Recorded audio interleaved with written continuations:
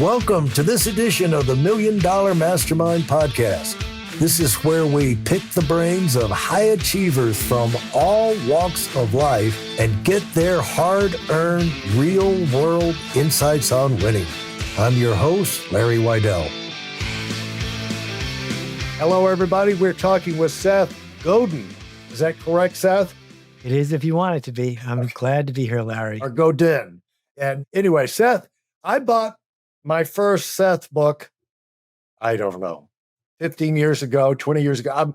I didn't have time to go and see the oldest one, but I did show him on my Kindle the scroll of books that I have from him over the years. So what a chance. I've looked at the face you see in front of you has been in his books and on there. It's like he confronts you with those glasses and that stare and challenges you to look at the world from a fresh point of view.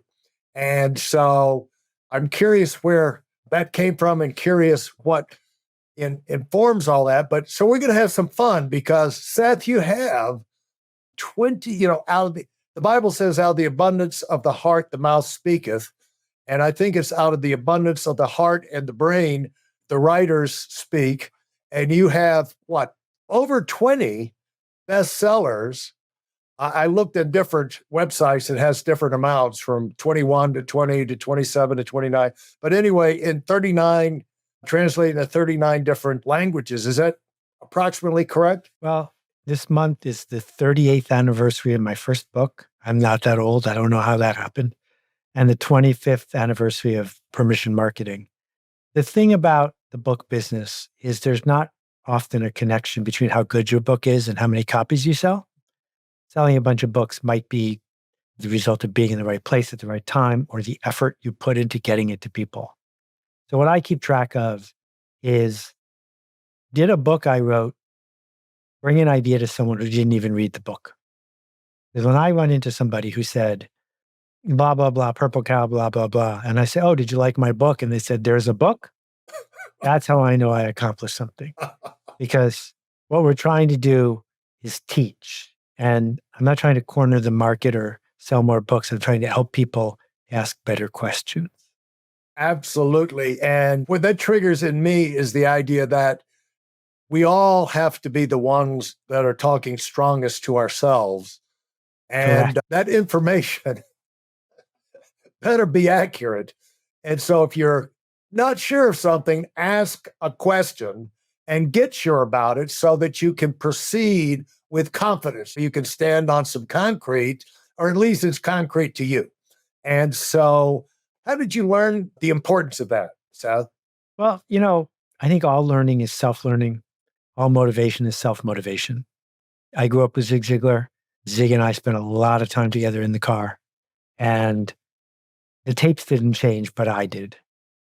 And understanding that we can feed ourselves on purpose ideas that we can then make our own inspired me. It got me through some very tough skids and inspired me to contribute in that way. How did you get into find yourself in the situation where you were spending time in the car with Zig Ziglar? I was spending time in the car with Zig Ziglar in my driveway, Larry. I worked from home. I had no employees. When I got the 18th no of the morning, I would go outside, get into my old Miata, put the engine on, and then listen to Zig for another half hour because it was that or give up. I was introduced to Zig by my dad. He listened to some pretty wacky people, but Zig caught on with me. I was lucky enough to publish one of his books, share a stage with him, and work with him toward the end of his life. But his stories and me learning how to deal with the stinking thinking, give myself that checkup from the neck up, it taught me that I could teach myself things. What led you to the point where you said, I need a fresh approach to how I'm thinking? What led you to the point to where you realized the way I'm thinking is not working for me? I need some fresh insight, and therefore because it's a big thing to get up in the morning and get out and go. I mean, that's a commitment, and there has to be need drives effort. Right. And so where did that need come from? Well, I would say the people who are listening to this podcast already have it. That's why they're listening to this podcast. Yeah. Other people who are complacent aren't. My new book, This is Strategy, is about 4 things. And one of those things is empathy, which is realizing that we can't force other people to agree with us. We can't force other people to think we're right. And I was a book packager. So my first book the first day, and then I got 900 rejection letters in a row. Could you repeat that, Seth? I want to make sure we hear that. Yeah, 900 times. Someone in book publishing bought a stamp, 900 times. and mailed me a letter that said, "We read your proposal. We don't like it."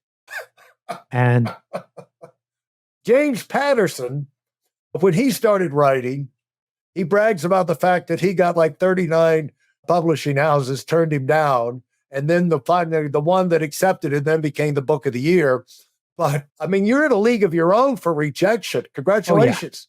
Oh, yeah. Thank you. Yeah, I worked hard at that. What I realized is I was writing books to show how clever I was. I was writing books to prove I was right. And met a guy named John Boswell. Boswell and I worked on a proposal together, and he explained to me that it didn't matter if a reader was going to like it if I couldn't get an editor to like it first. Because if the editor didn't like it, it wasn't going to get to the reader. And understanding that an editor has a different agenda, a different way of seeing the world, a different set of priorities than me or the reader helped me understand if you can't get through the door to the end goal, there is no end goal. Yeah. And I learned how to make books that they wanted to buy. And that was a very big transition. I ended up selling a book a month for 10 years after that as a book packager. Worked with Jay Levinson. I did the Stanley Kaplan test prep books and things like that because I understood the genre. That what we do when we bring an idea to people is we're there to be of service. We're not there to get them to realize we are right. And we're talking nonfiction. There was a series of 30 novels that I did for young adults. I discovered that my cousin, who was 13, had never read a book for fun in his life. He was just playing Nintendo games all the time. So I got the rights to Nintendo games and turned them into novels. Oh. And we sold about 1 million of those because people at Scholastic had a problem, which is kids like my cousin weren't reading books. They needed to solve that problem. I had a scarce resource, the rights to these books. I had a stable full of writers who could make one of these books in about 6 days. And we did 10 or 12 books for Scholastic.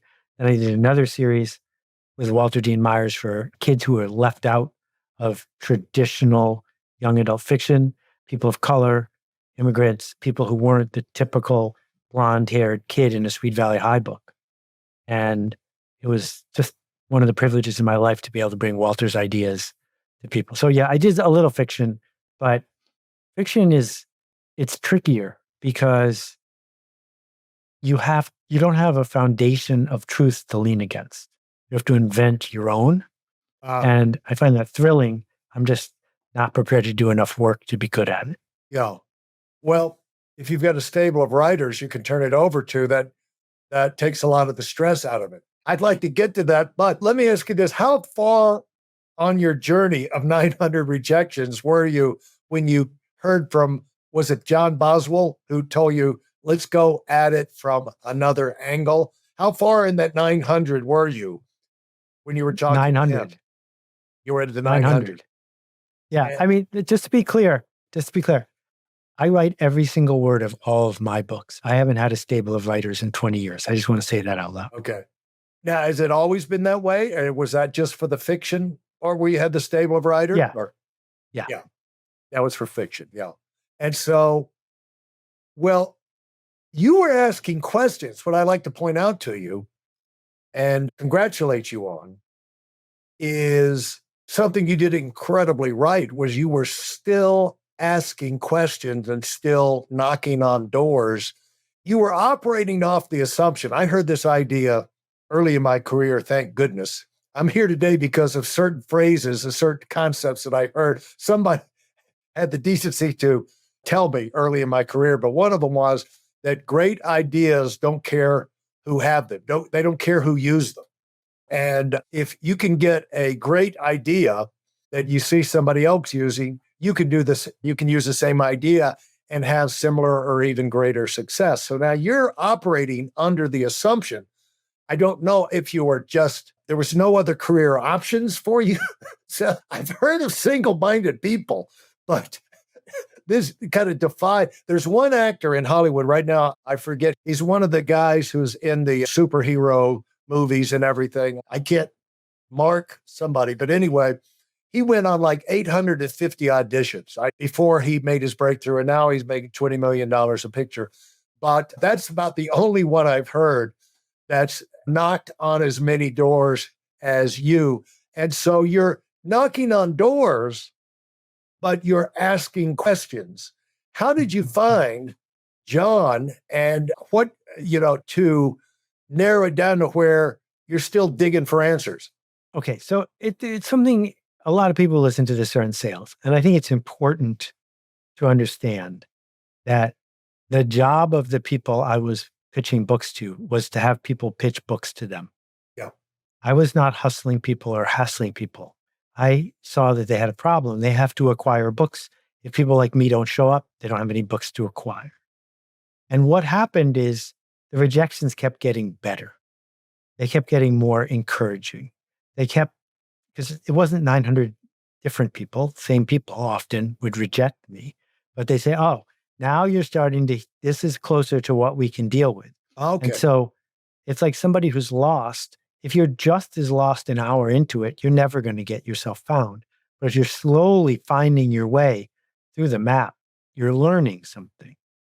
And so the idea that I came up with that ended up breaking the cycle was to take Cliff Notes and rewrite them and put them all in one book. So a kid could get 30 Cliff Notes for the price of 2. And it's a great idea. But one of the people I worked with said, there's someone who can make this idea better. You should call John. Because John was someone you might call a competitor, but I don't believe I have competitors. I believe I have colleagues I haven't met yet. And so John heard my idea and he said, yeah, I'll take half of it and I'll make it better.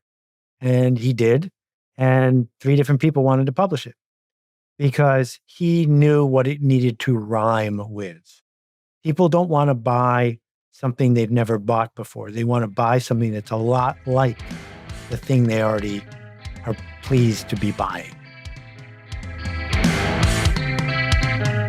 For those of you who are sick and tired of fooling around and are dead serious about wanting to move up fast, I've got something especially for you. I've combined the best insights from over 40 years in business and making $70 million in income and compressed them into a free webinar.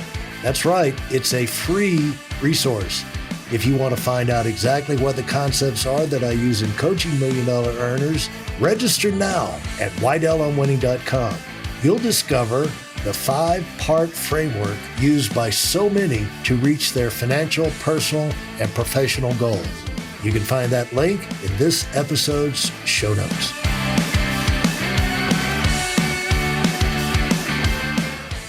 Now, how did you develop your, and I'm sure you won't take offense to this, and because I think it's part of the reason for your success, is you have a unique take on a lot of the things going on in life, in business, and people, humanity, with the tribes, and you're kind of this outside observer, and you have it come at a different angle. Where does that come from, do you think? Or what gives you that? It's like you're sitting in a different place than everybody else is sitting from, and you like see something, and you speak to it, and everybody goes, oh yeah, that's it, that's it. So where does that come from? Well, first, it's hard for me to imagine taking offense at that. That's my job. Yeah. And I wasn't born with it. It's just a choice. Anyone can do it. And so how did you develop it yourself? Did you say, like, when I'm writing, if I'm going to write a lot of books, I've got to have something unique or distinctive or useful to say? And did this come from your knowledge of what these editors were looking for inside the company or something? Or No, this has serving nothing people to, or what? It has nothing to do with writing books. I only write books because I have no choice. It has to do with being an engineer and a game designer. That what I write about in This Is Strategy is that a game is any situation with players, rules, and outcomes. And so getting on a plane when there's a storm from Atlanta to JFK is a game because you can decide to switch airports. You can decide to rent a car. You can decide to find 10 other people and charter something. You can decide to get on a train. These are moves that you can make in a game. So if you think about the games that are all around us, you realize that there are strategies available that other people aren't using. And that's what I do. I noticed that. I've been doing that since I was 12. But I chose to do that because I can't dunk a basketball and I can't beat someone in an arm wrestling match, and I'm too lazy to outstudy them. But what I am willing to do is lean into the liminal space of what happens if this strategy gets used instead. And because I'm a teacher, once I see a strategy that could be used, I try to tell other people about it. Now, when you say you're a teacher, talk about that. Where did that come from? I mean, were you a teacher before you started writing books? Oh, yeah, for decades before I started writing books. I think being a teacher is also a choice. It says the most generous thing for me to do is share my strategy, not hoard my strategy. Yeah. And great salespeople, in my experience, are teachers. That if a salesperson shows up and says, I got to remember this brokerage firm came to me and said, you have to sign an NDA. We have a secret way for you to make money and not pay taxes. And I said to them, number one, I'm not signing an NDA because if it's a secret, there's probably something wrong with it. And number two, I like paying taxes. So no. And it turns out that like dozens of the people who did sign the NDA went to jail because if someone's hoarding things and not teaching, then they're afraid of something. But if you see something and can generously outline to other people a better way for the game to be played, you earn trust and the world gets better because other people are doing things better. When in your career growing up did you discover I'm not going to be able to dunk a basketball? I'm not. Was that a goal? Was athletics success a goal growing up? I think almost everyone we know carries middle school around with them. No. I don't know if you do. I hope you don't, Right. but you probably do. Middle school is a horrible place filled with horrible people. And what happens in middle school is challenges of status and affiliation, mostly status, but the affiliation of who's sitting at the lunch table with you, who are you better than, Right. what's the hierarchy. And status and affiliation stick with us for the rest of our lives. And it was pretty clear to me in seventh grade that what was commonly allocated in status was not going to come my way because I did not have a head start in the traditional measures of status among 12-year-olds.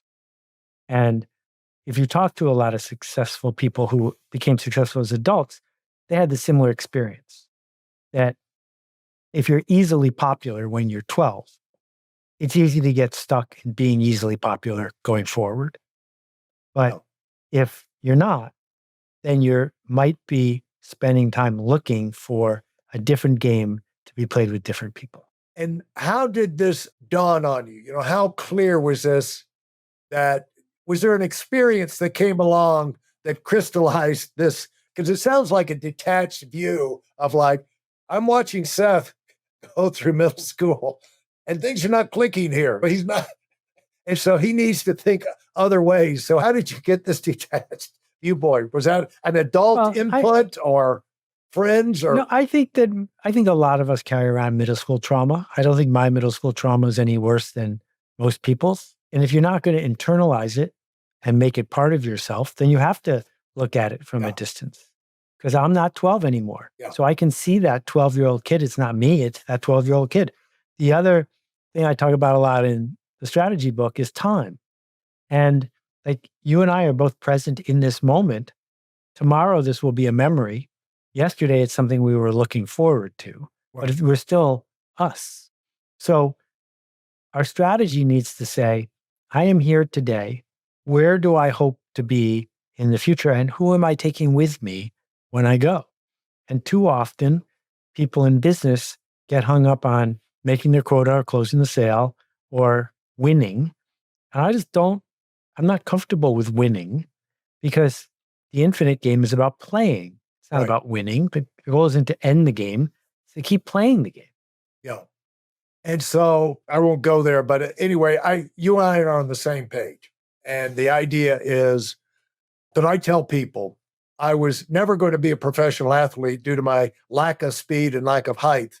Although I played all sports, I was I never got a nibble in terms of a college scholarship, but I was a big hero in high school. And the way you do that, Seth, is you go to very small schools. You always get to start because there's nobody else around. But the thing is, the one thing I learned is that winning is better than losing. I like the taste of coming out on top, trying something and then have it turn out right, rather than getting egg on your face. And it's better to be accepted if you submit a book offer than turn down 900 times. But that the way you went through that is very instructive, and I've never thought about it. But in my learning how to sell early in my sales career, I went through a similar process where you're not making sales, but you're getting more and more positive feedback. People would say, not for me, but I can really tell you're going to be great at this.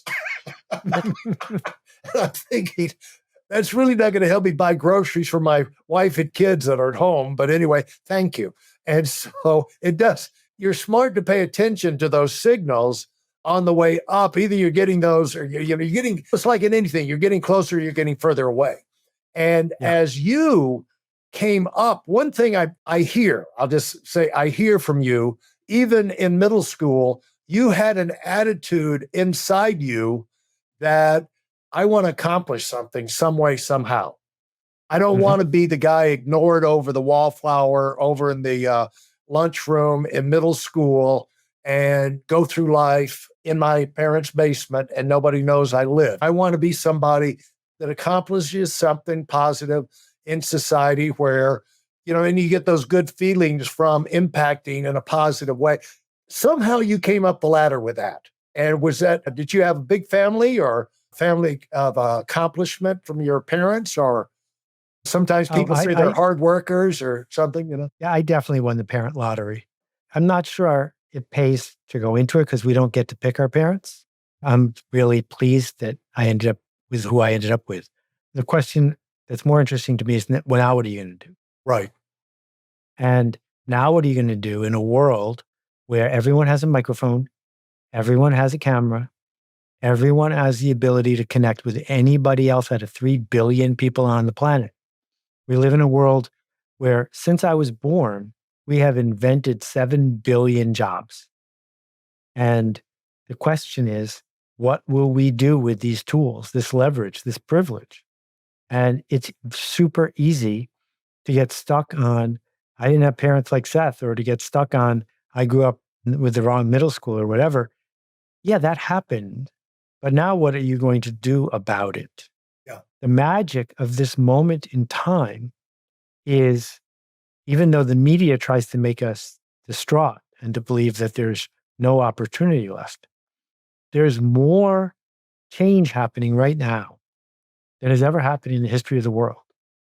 And for me to be able to sit with Claude.ai and have a conversation with $1 trillion artificial intelligence device for $20 a month, knows how to understand and write and has read every book ever written, like, how dare we go back to watching Netflix?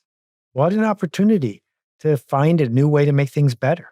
And the point, that's not going to happen if you are feeling sorry for yourself or you feel like you don't have a disadvantage. But what you find, Seth, is where I would take issue with is like, if you won the parent lottery, big damn deal, because there's millions, hundreds of millions of people who won the parent lottery and turned into drug addict, losers, narcissistic. So like, where did this come from? Right. And so the thing is, that's just because you have the parents, and you have, on the other hand, people who came up with nothing.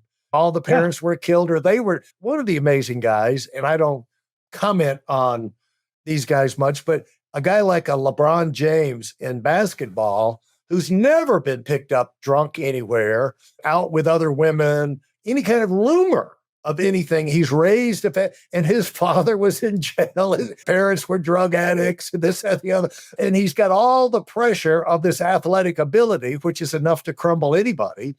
Lynn Bias elected in Maryland. He was the number one draft pick by the Boston Celtics, and he celebrated by going and overdosing on cocaine. He never made it through the night. There are people like the LeBron James, which I don't agree with everything he does, but I mean, they're just heroic and somehow they rise above. And so what people need to realize, there's enough things going for you out there, tools where you don't need, as you know, people have done this in the past without all these advantages. And now the kind of things, it seems like you have a compulsion to wake people up to possibilities. Would that be fair to say? Yes. And part of that, how does that transformation come from people? How do you ignite that? And what do you find works?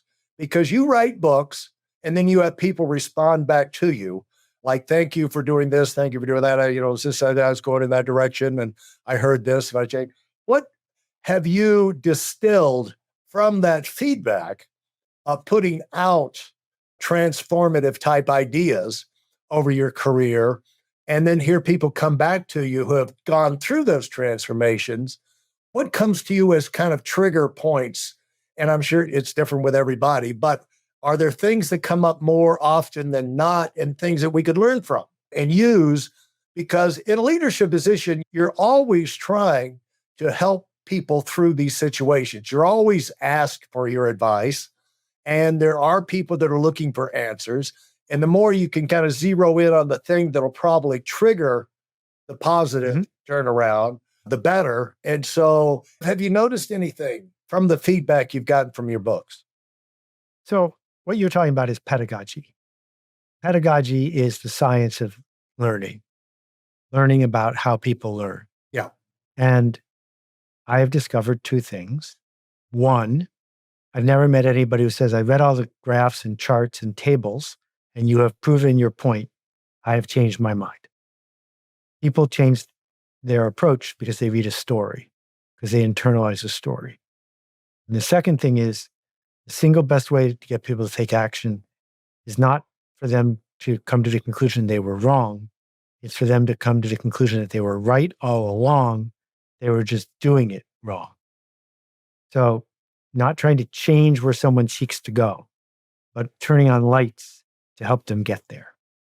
And those two things, a story that turns on lights and helps people get to what they've always wanted, that's my pedagogy. That is what I do over and over again. So give me an example of how you've done that in a recent book or in recent books or your current book. So there are plenty of people who want certain metrics of conventional success, more sales, more income, more profit, more revenue. And they're surrounded by people who are hustling or spamming or just manipulating folks. And if I can tell them a story of how someone earned permission, built an email asset, was able to contact those people over time and take them on a journey, and then the outcome of that is the business did really well, someone doesn't have to say, oh, I want my business to do well. Yeah. Because they've already said that. Right. They're saying, oh, that's the express lane. I'm going to get out of this bumper to bumper traffic following all the bottom feeders, and I'm going to do this other thing. It might be hard, but I see the journey now. Yeah. Well, you have backed your way into why I do this podcast. Tapping in the stories of the people, because everybody's story is different. It's like, how do you put a rock band together? Unless it's a boy band or a girl band and there's a machine or rock, how you come up with a rock band, and they're all amazingly unique, different stories, but they're informative because you may not be able to copy the whole thing, but you can copy steps, and you might be stuck at the same point this band was stuck at certain points along the way. And their idea may not resonate with you, but it may trigger an idea or an alternate approach that you hadn't thought of yet. And so that's really what I try and do on here is what I found is that if there's one of the shortcuts to success is being around people that have had more success than you have in life and just being exposed to them and listening and seeing like greatness is caught and not taught. You're around it, it can kind of get in your head and it's like, oh, yeah. But it's if you go to them and say, you're wrong on this, they're not going to listen to you. But if they hear something over there, they can tell themselves, I was wrong on that, or I need to look at this a different way. And this is more to my advantage. I wasn't thinking about it that way. And I've had many of my friends that were more successful than me 30 years ago. And they did things that I knew they did them. I couldn't get myself to do what they did. Now, 30 years later, they explained to me what their thinking was. And I said, I wish I'd known that because I would have probably double timed what you were doing because I could see why it would pay off for me. But the stories wake up the emotion and allow people changes to happen, molecular changes to happen that would not happen. And then when they do, people are able to slide more into where their mind and body wants to be. They're able to go through this difficult adjustment like, okay, now I can do it. I'm comfortable with it. How do you slide in? You made a statement, I write books because I have to, all right? And I'm sure you get like the book you just wrote, your most recent book. Is it out now or is there one that's just out or it's just coming? So this podcast will be dropping in October, and that's when it comes out, October 22nd. Okay. How long have you had that concept in your mind that I need to write a book on this? And how did you go about that coming up to priority status in your life, in your thinking? Talk about that, if you don't mind. Well, the big transition for me was going from writing books for a living, which I did years and years ago, to writing books when I felt like there was a tool that other people needed and I wanted to offer it to them. So I used to look at the world and say, where's the next book? Where's their book? And now sometimes the world shows up and says, here's a book, you have to bring it to people. And that's different. What often happens is I just write every single day. My blog I haven't missed a day in 8,000 days. And sometimes I just keep writing. And if that happens, I'm trying to talk myself into making it a blog post because that makes life much easier. But if I can't, now it's a book. Now, Jerry Seinfeld's advice to comedians is write every day. And of course, they say, you're kidding. He says, no, I still write every day. He said, take out a calendar and write. And every day that you write, draw a red line through and never have an interruption in the red line. And that's what you've done for 9,000 days in terms of writing blogs. Yeah. Now, and you're writing every word yourself. It's not going through. You're looking at my entire team. It's just me. It's nice to meet the team. And when you sit down to write, people have this question. I paint, and it's a similar type thing. It's like every day I do photography and I paint in addition to other things, but it's just like every day it's like get out a pen and put a mark down and get started. Go. And then see what comes out. And so when you sit down, what do you do? So I worked with Isaac Asimov at the end of his career. It was the beginning of my career. Isaac published 400 books. And I said to him, how do you do that? How do you publish 400 books? And he took me over to this manual typewriter. And he said, every morning I sit down at this typewriter at 6:30 and I type. It doesn't have to be good, but I have to type.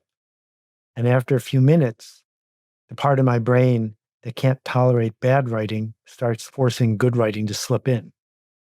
And writer's block is a myth. There's no such thing. And the way I know that is if I say to you, show me your bad writing, people say, well, I don't have any. Well, that's what you really have then. You have a block because you don't want to do any bad writing. Go do some bad writing and bring it back to me. If you do enough bad writing, the good writing will happen. So for me, I know there's going to be a blog post tomorrow, not because it's my best post ever, but because it's Saturday. And so I go to bed knowing that there's going to be writing.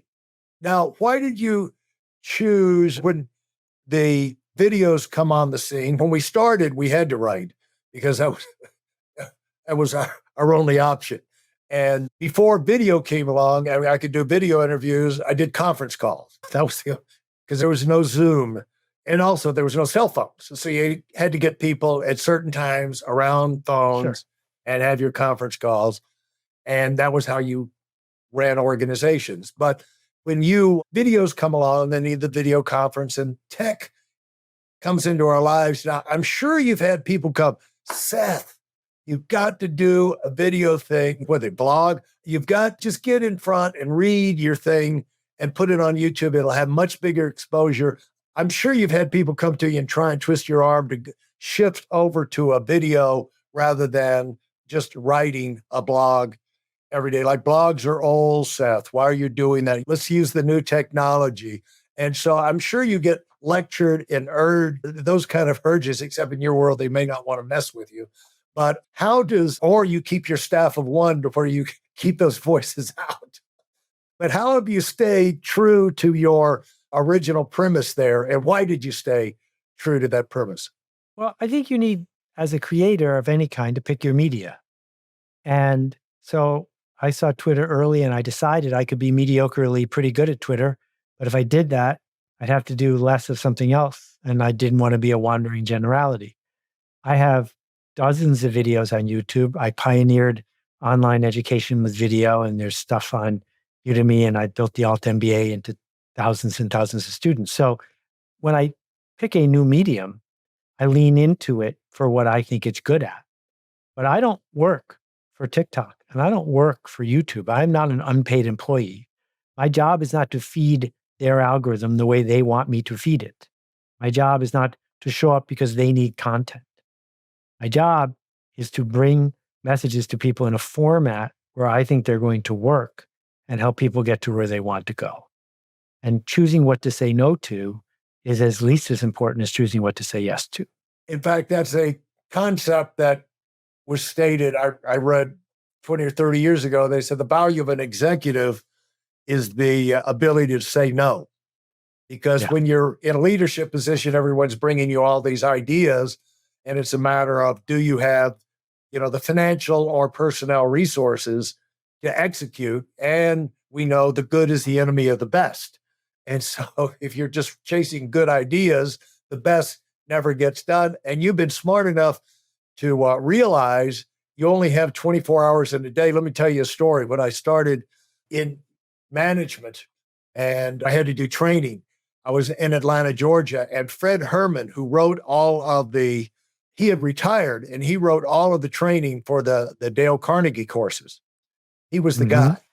And he had retired, and he was somehow, I found out about him up in Rome, Georgia. So I called him, went up and sat in his backyard. Now that I remember, no, I don't think he offered me anything to drink, because I don't think he wanted us to stay long. But he was very, very kind. And he told me a story.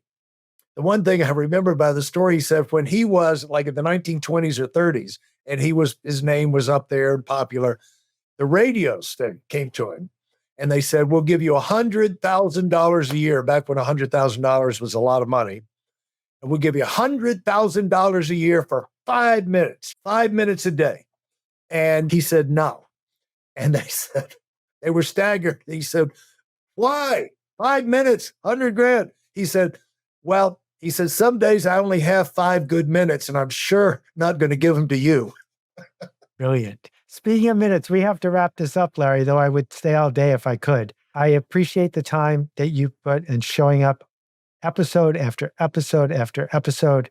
I hope that your listeners appreciate how much work it is. So, well, I appreciate you taking the time, and I know your schedule is insanely packed with a lot of powerful things. Let me ask you one last thing, if I might, before you go. How do you keep yourself where is your input come from? Is it come from reading, people that you talk with regularly, in terms of staying up with the trends of what's happening out there? What do you advise as the best use of time for people that are busy, but need to stay fresh and informed and have fresh perspective? What would you say to that? I would say you should get off Facebook, LinkedIn, and Twitter. You should subscribe to 50 blogs. They're free. You should read blogs like Boing Boing or blogs like Every, which is about AI. You should read consistent and persistent, generous voices that talk about things you don't know about. And if you see something you don't understand, stop what you're doing until you understand how it could be. That if there's 200 people waiting in line to buy an $80 t-shirt at the Supreme store, don't just walk by. Say, why are all these people in line to buy an $80 t-shirt? Yeah. Develop a theory that too much of our time is spent accepting what a crowd is telling us as opposed to making assertions about what is possible. And that's a habit. And because I don't watch much TV or do social media or go to meetings, I have 7 hours every day that most people don't have. Yeah. I got time to do the kind of thing you're talking about. Thank you very much, Seth. It's been a pleasure. Hopefully we'll be able to do this again, and I can't wait for the new book to be out. See you later. Goodbye. Thanks. Looking forward. Thank you for listening to this episode of the Million Dollar Mastermind podcast. Commit to your personal and professional evolution with our free training video. It's designed not just as an educational session, but as a transformative journey for those bold enough to aim for the stars. This isn't just any webinar. It's a roadmap to achieving the extraordinary. It's tailored for those who dare to dream big, and yes, it is completely free. Join us in a network of ambitious professionals ready to take their careers to new heights. Secure your spot now at WeidelOnWinning.com, and let's unlock your potential together. Thanks for being part of this community.